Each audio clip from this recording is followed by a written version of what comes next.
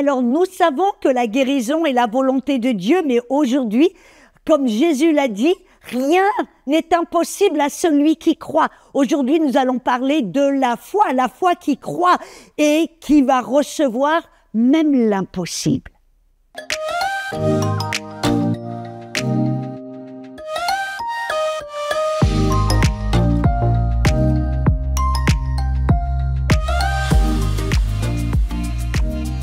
Bonjour et bienvenue à la zone Rapha. Je suis Audrey Mac du ministère Gotel et aujourd'hui nous allons parler de quelque chose de tellement puissant. Nous avons parlé de la guérison. La zone Rapha, qu'est-ce que c'est? C'est cette zone de guérison. La guérison dans tous les domaines, esprit, âme et corps. Et nous avons parlé de la guérison du corps, mais aujourd'hui, certains d'entre vous, vous me dites, mais Audrey, c'est bien de savoir que la guérison est la volonté de Dieu, mais comment puis-je en bénéficier? Comment puis-je faire que cette guérison soit une réalité dans ma vie? Et c'est de ça que nous allons parler aujourd'hui. Oui, nous avons vu que la guérison de la Genèse jusqu'à l'Apocalypse, la guérison est la volonté de Dieu. Un Dieu qui est un Père qui nous aime, un Père qui veut le meilleur pour nous et qui a envoyé son Fils Jésus-Christ afin que nous puissions marcher dans la guérison, dans l'esprit, être sauvés, n'est-ce pas? Mais aussi pouvoir marcher dans cette guérison physique, que notre corps soit en bonne santé. Vous vous rappelez, tout comme l'était Jésus quand il marchait sur la terre. Voilà, Jésus, le Fils de Dieu, le corps de Jésus était en bonne santé. Et vous et moi, nous sommes le corps du Christ, rappelez-vous. Et comme le corps du Christ, l'Église, l'épouse de Christ, nous sommes appelés, destinés à marcher dans la guérison. Et comment marcher dans cette guérison? Amen. Vous savez, c'est intéressant. Quand Jésus marchait sur la terre, pendant son ministère, il a fait face à des gens qui étaient dans la maladie, qui souffraient, des gens qui étaient sur le point de mourir, des multitudes qui se tournaient vers Jésus pour recevoir cette guérison. Ils avaient tous entendu parler que Dieu était bon. Ils savaient que Jésus représentait Dieu et que Jésus guérissait les malades partout où il allait. Quelle bonne nouvelle! Vous savez, Jésus n'a pas changé. Rappelez-vous, il est le même hier, aujourd'hui, pour toujours. Et Jésus, aujourd'hui, nous veut en bonne santé. Et partout où il allait, très souvent, les gens qui cherchaient la guérison, vous savez ce que Jésus leur disait? Il dit que ce soit fait selon votre foi, que ce soit fait selon ta foi. Vous voyez, souvent on a l'impression que si la guérison est la volonté de Dieu, ben ça va se faire automatiquement. Amen. Que c'est tout le poids, tout est sur le dos de Dieu, que c'est à lui de tout faire. Mais vous savez, la bonne nouvelle, Dieu a déjà tout fait. Et on voit que Jésus, quand il s'adressait aux gens, des fois qui doutaient un peu, qui savaient, vous rappelez comme le lépreux, amen, alléluia, qui a dit, si tu le veux, tu peux me guérir. Il savait que Dieu avait la puissance, qu'il savait que Dieu pouvait guérir. Amen. Mais il ne savait pas si Dieu voulait guérir. Et ce que j'aime bien, c'est que très souvent, Jésus le disait, ah non, si tu peux croire. Il dit rien n'est impossible à celui qui peut croire. En d'autres mots, voyez, Jésus nous montrait quelque chose d'important. Parce que très souvent, comme vous vous rappelez même la femme qui avait la perte de sang, et qui s'est approchée de Jésus, même si elle a fait face à une foule, même si elle a vaincu tous les obstacles qui étaient là devant elle, quand elle a finalement touché le bord du manteau de Jésus, vous savez ce que Jésus a dit? Il a dit, femme, ta foi t'a guérie. Et voyez, je veux vous montrer aujourd'hui que même si la guérison est toujours la volonté de Dieu, il y a quelque chose qui doit venir de notre part qui est important. Ça s'appelle la foi. Amen. On voit même dans Marc 9, quand le papa qui avait un petit garçon qui était épileptique, un autre évangile dit qu'il était lunatique, un autre évangile dit qu'il avait un démon. Bref, ce petit garçon avait un démon qui le rendait lunatique, épileptique. Amen. Et quand le papa s'est tourné vers Jésus, il a supplié, il a dit, aie compassion de nous. Si, amen, si tu peux faire quelque chose, fais-le, aie compassion de nous. Et Jésus, tout gentiment, l'a repris et il dit, si je peux, et je peux même entendre son intonation, si je le peux, point d'interrogation, parce qu'après tout, oui, bien sûr qu'il le peut. Mais il l'a repris, il a dit, non, si tu peux croire, car rien n'est impossible à celui qui peut croire. Et je veux, mes amis, amen, parce qu'on a découvert que la guérison est sans question la volonté de Dieu pour nous, ses enfants, son épouse, son corps, c'est la volonté de Dieu pour nous. Jésus, on a vu qu'il l'a fait, ça fait partie du plan de rédemption, il l'a déjà accompli cette œuvre sur la croix, amen. Mais maintenant, amen, la balle est dans notre camp, si vous me permettez de le dire de cette manière. Ça veut dire que maintenant, Jésus, c'est sa volonté, point à la ligne, et il l'a accompli sur la croix. Par ses meurtrissures, nous avons été guéris. Cette guérison est une réalité, mais maintenant, c'est à nous de jouer. Qu'est-ce que je veux dire par là? C'est à nous, en fin de compte, maintenant, de choisir, de croire que c'est la volonté de Dieu pour nous d'être guéris. C'est à nous de refuser cette maladie et c'est à nous de choisir par la foi de croire. La foi est quelque chose de puissant et de très important pour bénéficier de cette guérison que Jésus a déjà obtenue. Amen. Et je veux vous montrer quelque chose de puissant. C'est-à-dire que rien, Jésus l'a dit, rien n'est impossible. Vous vous dites peut-être ma maladie, je l'ai eue depuis des années. Ou les docteurs disent que je n'ai que quelques semaines à vivre. Ou les docteurs disent que c'est incurable. Ou les docteurs, ou peu importe ce qui est devant vous. Aujourd'hui, je veux vous animer, vous encourager, vous relever dans cette foi en vous disant, si vous osez croire, avoir la foi, rien, zéro, rien n'est impossible. Je veux que aujourd'hui et maintenant, votre cœur soit rempli d'espoir en disant, ouais, j'ai cru que je devais mourir, j'ai cru que c'était incurable, j'ai cru que c'était un peu... Non, Jésus, vous croyez-vous ce que Jésus a dit? Rien n'est impossible si tu peux le croire, si tu es disposé à croire, à marcher par la foi. Vous savez, c'est comme cela, mes amis, que vous avez été sauvés. Éphésiens 2:8 nous dit que nous sommes sauvés par la grâce de Dieu. Et la grâce de Dieu, c'est tout ce que Dieu est, tout ce que Dieu a, c'est sa faveur, c'est tout ce que Dieu est disposé à nous et nous a donné. Il dit, nous sommes sauvés. Vous savez, le salut, c'est par la grâce. Il dit, nous sommes sauvés par la grâce, mais il dit, au moyen de la foi. Voyez? C'est comme cela que vous et moi, nous avons été sauvés.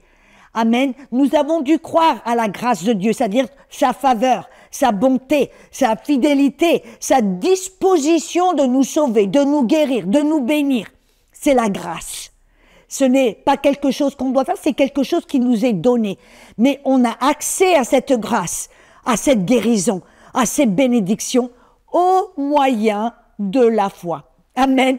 Et la foi, c'est une force puissante que nous tous, nous pouvons marcher. La Bible nous le dit dans Amen, Romains 1:17, il dit le juste, ce qui est vous et moi, nous sommes justes en Jésus-Christ. Le juste vivra par la foi. Nous sommes appelés à vivre par la foi. Nous sommes des enfants de Dieu et les enfants de Dieu apprennent à vivre par la foi. Il y a même 2 Corinthiens 5:7 qui nous dit nous sommes appelés à marcher par la foi. Ça veut dire que marcher, vivre et marcher, ça nous montre que c'est quelque chose. C'est pas quelque chose que l'on doit faire ici et là quand on en a besoin. On l'enclenche, on déclenche, voyez, arrêt et marche. Non, la foi, c'est quelque chose, c'est une force puissante en nous, amen, dans laquelle nous devons apprendre à marcher tous les jours, comme un enfant apprend à marcher, comme un adulte maintenant marche sans effort, il n'y pense même plus, il marche. Et vous et moi, nous sommes appelés à vivre, peut-être à apprendre à marcher par la foi, Mais jusqu'au moment où tout d'un coup, ça devient naturel. On n'a même plus besoin d'y penser. Ok, je dois mettre un pied à l'avant, après un autre pied à l'avant, après non. On n'a pas besoin. On apprend à vivre par la foi. On apprend à marcher par la foi jusqu'à ce que la foi devienne quelque chose de tellement naturel. Vous savez pourquoi? Parce que la foi, c'est le mode d'opération du royaume de Dieu. Et la foi, vous dites peut-être, qu'est-ce que la foi? Amen. C'est quelque chose à laquelle nous sommes appelés à vivre, à apprendre, jusqu'à ce que nous marchions naturellement par la foi comme un enfant de Dieu.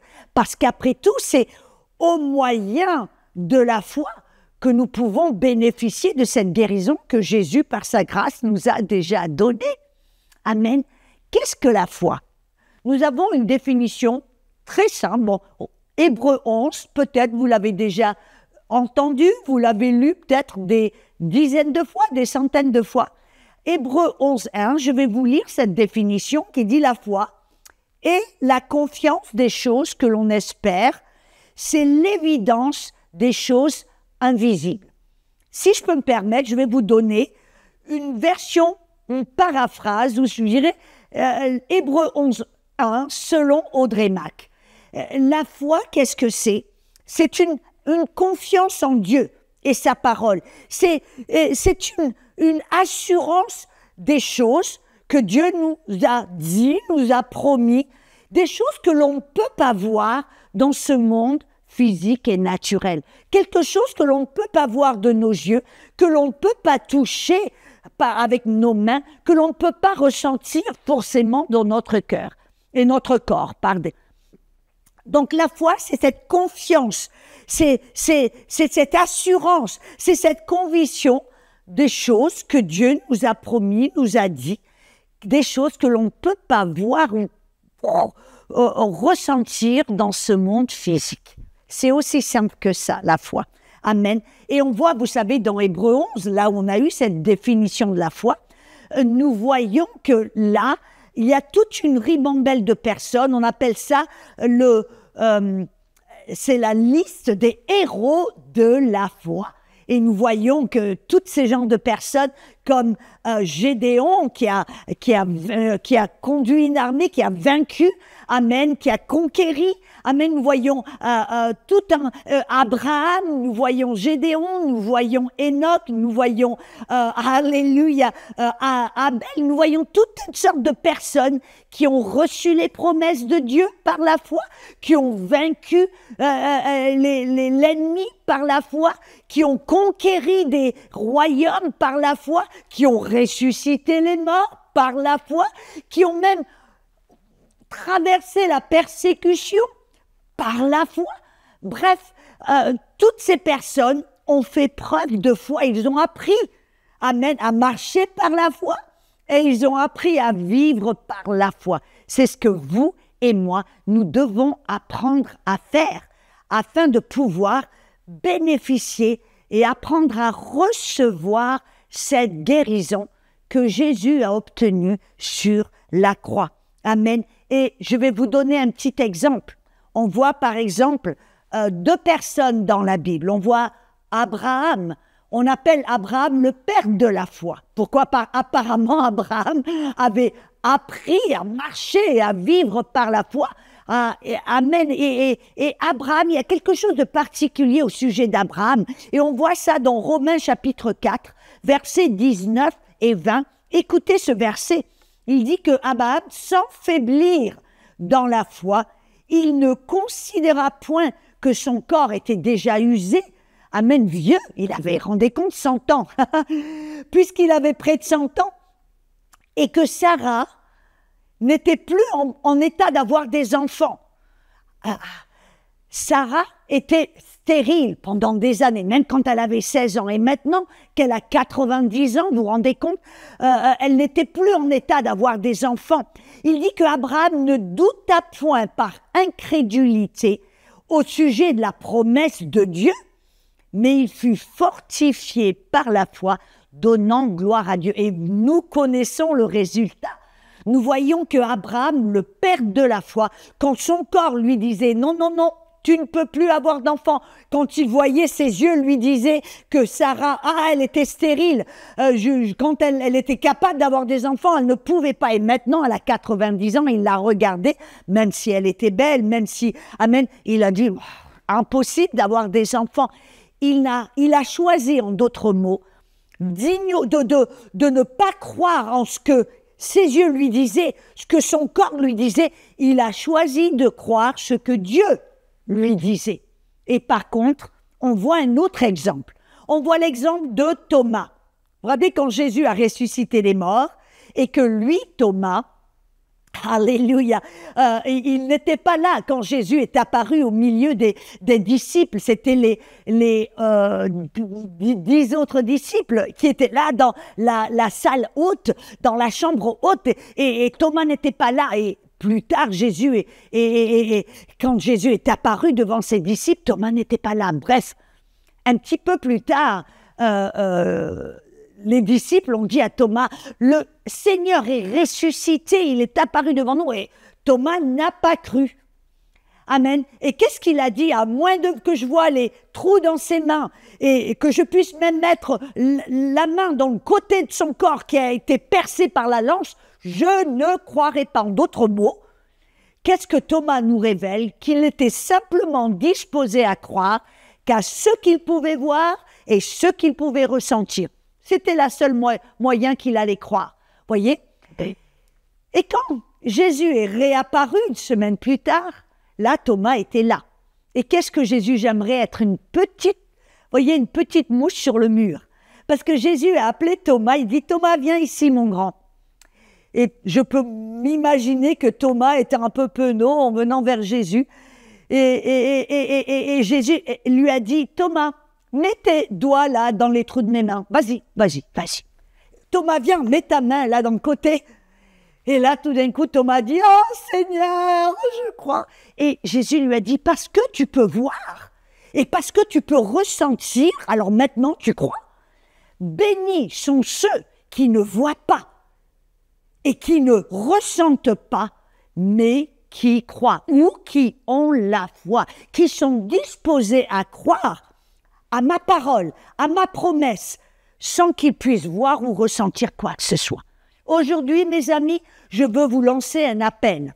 Êtes-vous, comme Abraham, être disposé à donner gloire à Dieu et à croire à la parole de Dieu, à sa promesse, plus que ce que vous pouvez voir ou ressentir?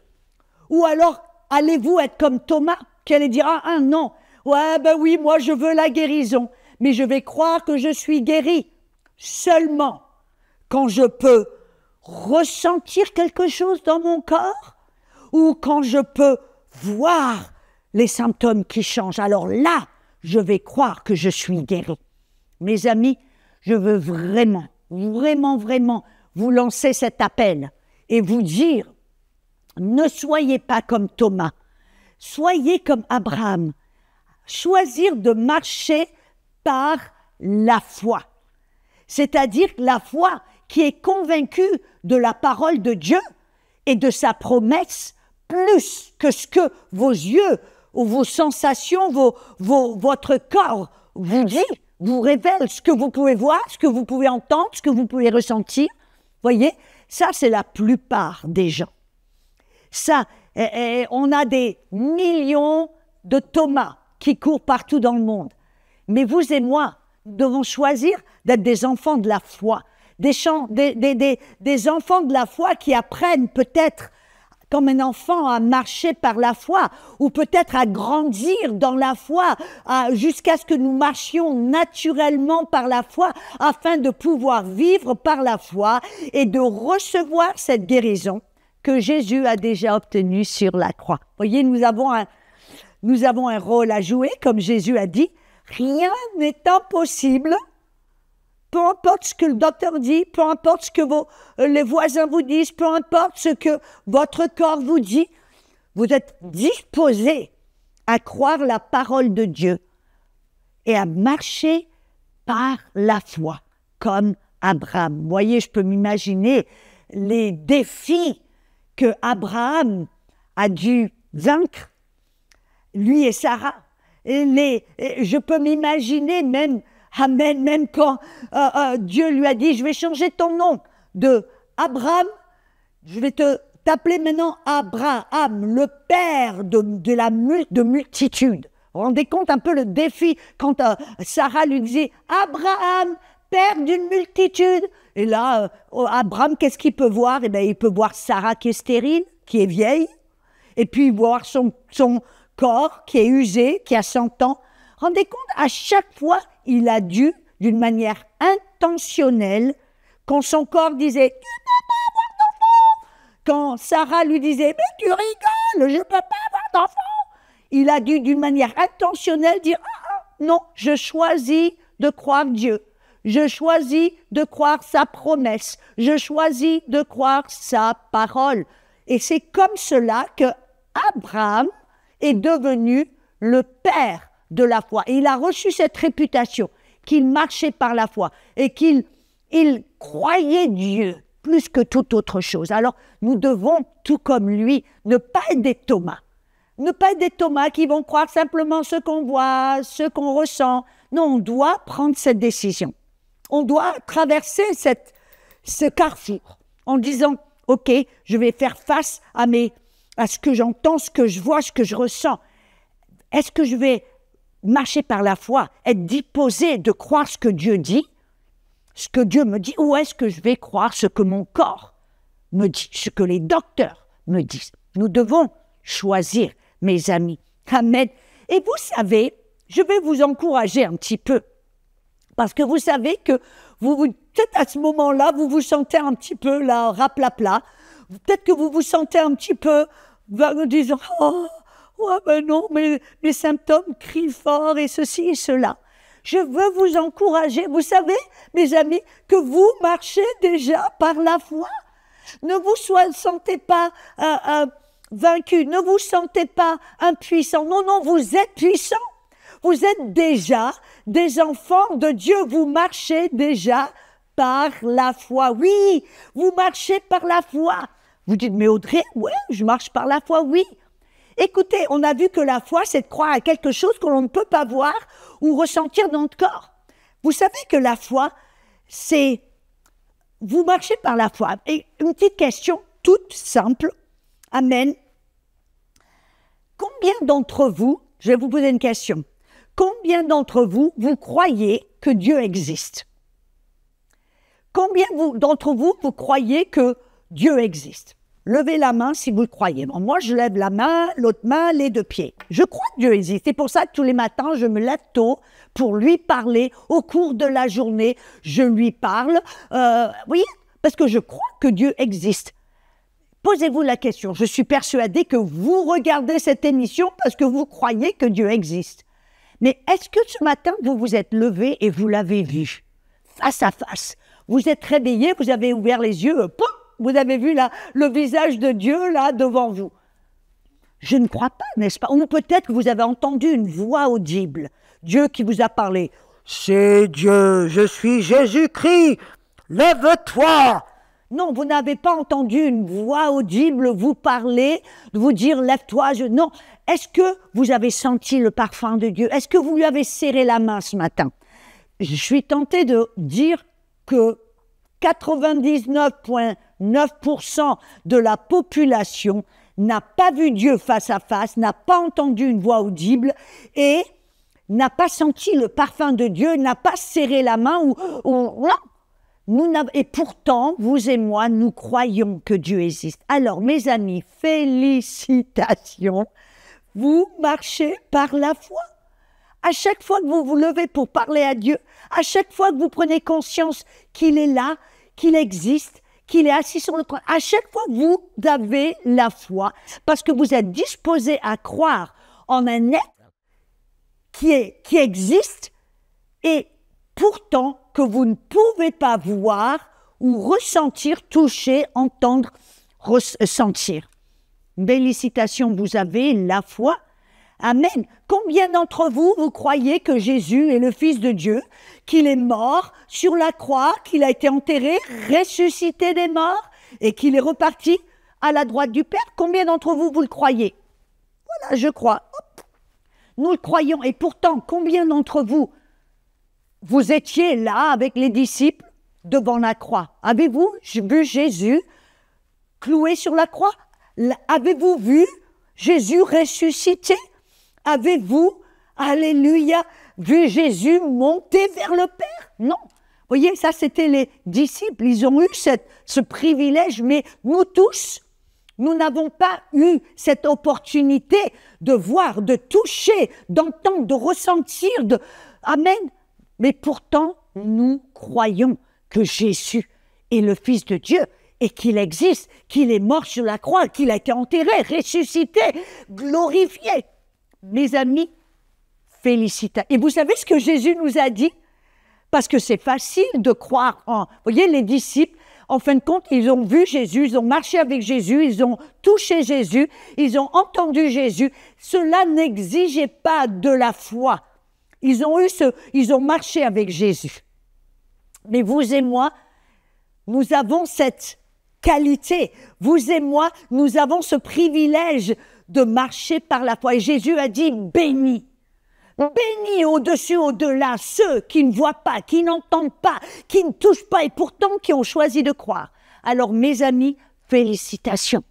Et si vous êtes là aujourd'hui, peut-être vous m'entendez parler de Jésus qui a été crucifié, qui a été enterré, ressuscité. Vous dites, waouh, je n'ai jamais, amen, pris cette opportunité de vraiment confesser, déclarer que Jésus existe, que Jésus est le Fils de Dieu. Je veux vous inviter là tout de suite, peut-être à prier, déclarer, de confesser votre foi. Peut-être vous n'avez jamais eu l'occasion de confesser votre foi en Jésus. C'est le plus grand pas. C'est la première démarche d'apprendre à marcher par la foi. Amen. Et là, à ce moment-là, quelque chose se passe dans votre cœur. Il y a un échange divin qui se fait où quand vous confessez votre foi à voix haute, il y a un échange divin où Dieu prend votre cœur. Amen. Qui est, comme Thomas, rempli d'incrédulité, une foi qui ne croit pas en Dieu, en Jésus-Christ, et Dieu prend votre cœur, alléluia, l'échange, amen. Ah donc, répétez après moi. Afin de recevoir la vie éternelle, un nouveau cœur créé en l'image de Dieu, déclarez Jésus, je crois que tu es le Fils de Dieu, que tu as été crucifié sur la croix pour payer pour mes péchés, ressuscité des morts pour me donner un cœur nouveau et une vie éternelle. Je te confesse, Seigneur, je te confesse, Dieu, Fils de Dieu, et je t'accepte dans mon cœur et je te donne ma vie, mon cœur, et je crois en toi. Je choisis de marcher par la foi, au nom de Jésus. Amen. Soyez bénis. On va se retrouver bientôt pour découvrir comment marcher dans cette guérison divine et recevoir par la foi cette guérison.